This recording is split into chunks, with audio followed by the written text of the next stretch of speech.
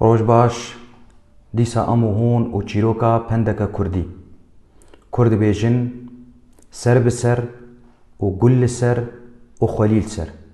کا اف چیروک شکو هاتی تی گوتن گمروفک هبو پره یکی دن لیبو او کسی دن زلامه مزم بو ختیار بو و نکاری بو پره بدایا دما خود بگاوا سوزا وان هات ختیار جیر گو تا چاوا کر گو مرچه نبو گو از اشتر تشتاکی بیجم تشتاکی با بیجم برتا تشخوتا پی در خست از پرا نمات خوازم و کتا پی در نخست تی کچکا خواه بدمه او زلامه دن کچکا کوی هبو پر خوشک بو و بچوچک بو کا بیجه گو جیر گو تیه سر بسر و گل سر و خلیل سر کا افچی بخواه پی در نخست باوی کچه و گری عمالی خمگین بو کچکه جیر گو چه هیا بو چیروک جیر گو یک دو سه ایگو گلکی سانایه چاوا سانایه گو سر بسر گاوا زلامک دمره زلام باش به زاروکی وکوی بن جیرد بیجن سر بسر یعنی هر دو وک هبن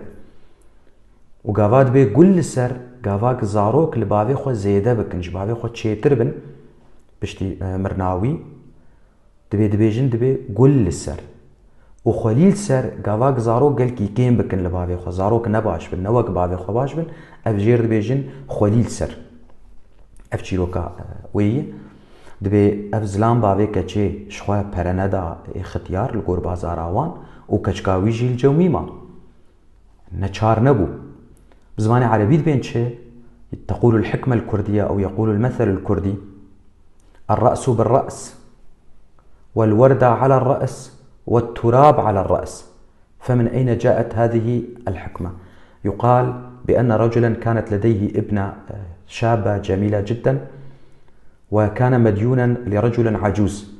وعندما جاء وقت الدفع لم يستطع والد الفتاة الدفع فأخبره العجوز بأمر وقال له إن عرفت الحل فسوف أعفيك من الدين وإن لم تعرف فسوف تزوجني ابنتك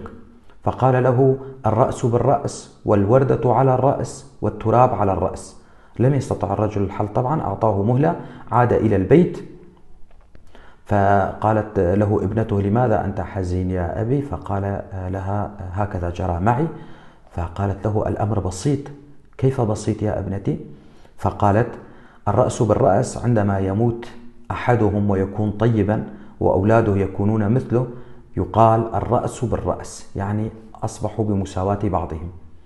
والوردة على الرأس عندما يكون الأولاد أفضل من والدهم يقال الوردة على الرأس